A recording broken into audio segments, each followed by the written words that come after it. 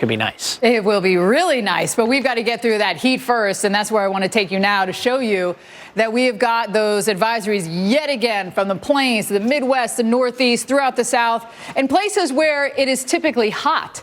You know it's hot when the hot places are having advisories, like New Orleans, where it's always hot. This is the time of year, late July into early August in a lot of these places, when we really max out for the warmest day of the year.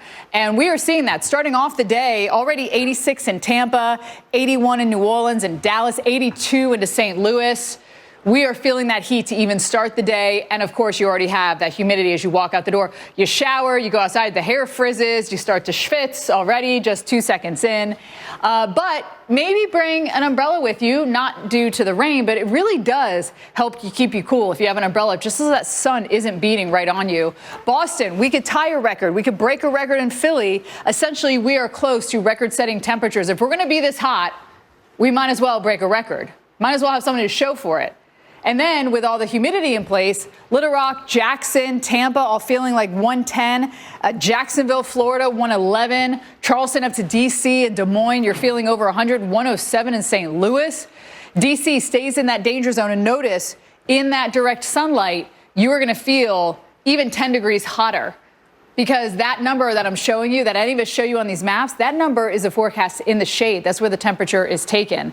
And boy, we are going to be in a rough shape in Florida. A lot of people flocking to the beaches. I know school is just around the corner the next week or two for a lot of places in the South. Of course, Labor Day as you go into the Northeast.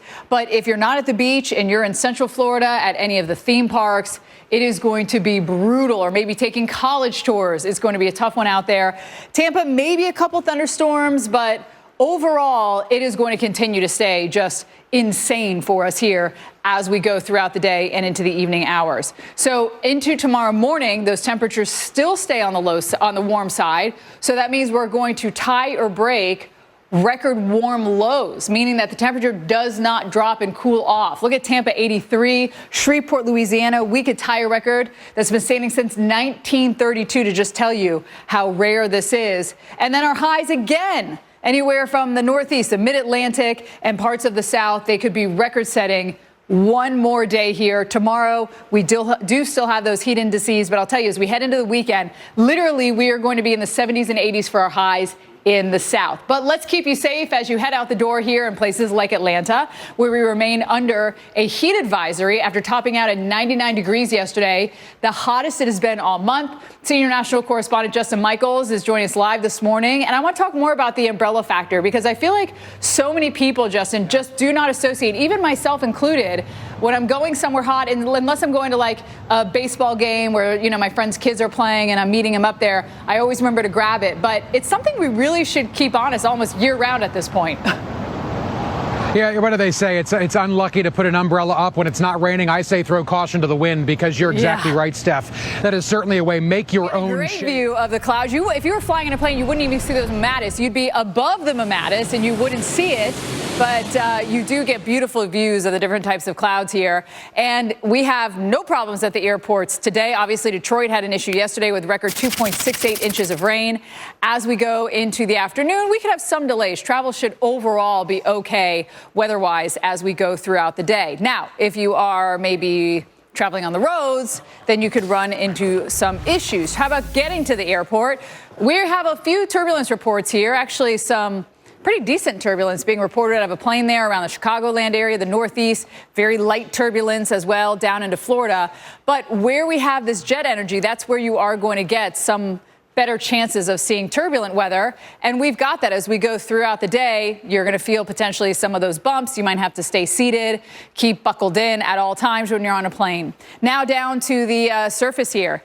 90, 80, 35 is going to be on the stormy side. And our director, Kevin, had just said, Steph, you know, I think that the umbrella was actually made to keep us shaded from the sun, not because of the rain. And I did a lot of Googling, and it seems that that is correct. From everything I can find, the original umbrellas were made out of feathers and leaves, and that the sun and we would just get rained on. The sun was a bigger enemy than the rain was.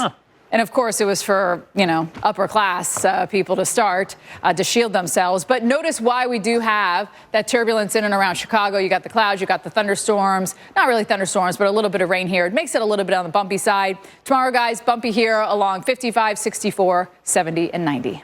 So did your ancestors pass their umbrellas down? In some instances. It was incredible stuff that we had. Things have calmed down this morning. We do have a few thunderstorms that are popping up for us here. No severe thunderstorm warnings as of yet. That is what our big system was, and it's basically almost finished. But we do have a boundary here, by the way. We could use the rain along the border of Nebraska and Kansas. We need the rain also in Chicago. It's a little bit dry there. And it looks like we'll get some rain, but unfortunately, we are going to get those bigger thunderstorms with it as well. We do have some oomph in the atmosphere. We have plenty of warm temperatures. We have humidity. Warm, moist air is going to bubble up.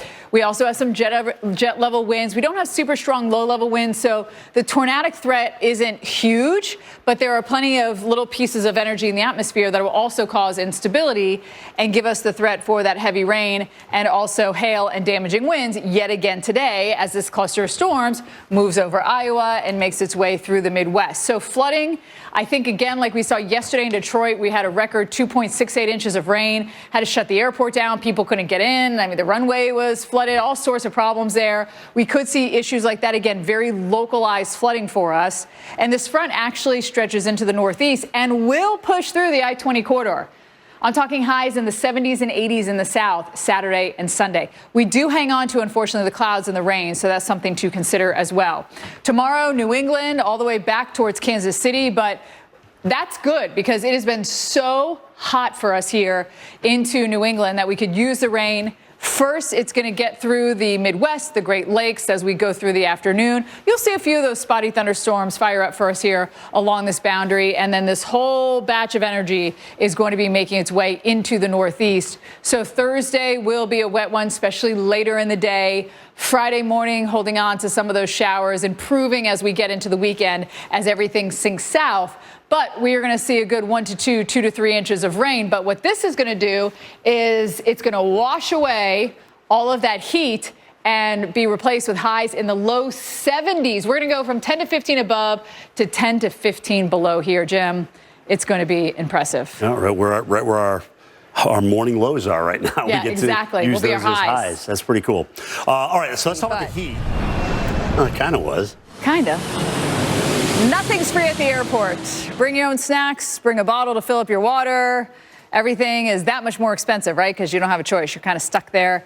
Right now, we don't have any issues at the airport. Now, did you hear some of these airlines are going to use AI and see how much you'll actually pay for a ticket and raise the, just so not looking forward to this AI and pricing stuff when it comes to anything, whether it's airlines or other stuff. Just not cool to do us like that.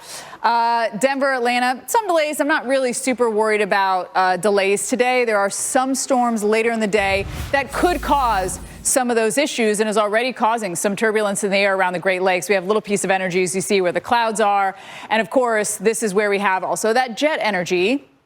And so those winds are going to cause turbulence through the northern tier of the country. But if you're heading from the west coast to the east coast in the northern tier, you're going to get a little push from all of this, though it might be a little bumpy. You might have to stay seated for longer. You might not get full cabin service from the flight attendants, so keep that in mind. Driving, 90, 94, 80, 35, 70 could be stormy, though we need the rain. Nebraska and Kansas, even Chicago, by the way, we have a bit of a drought there, so we'll take it. Right now it's just cloud cover. Couple storms firing up there into Iowa, but we are going to see more storms come as we head a little bit later in the day. And then tomorrow, everything is going to be shifting basically east, and it will all eventually be shifting south as well as our front eventually goes south, takes the rain with it, and drags that cooler air like a wagon right down into that I-20 corridor.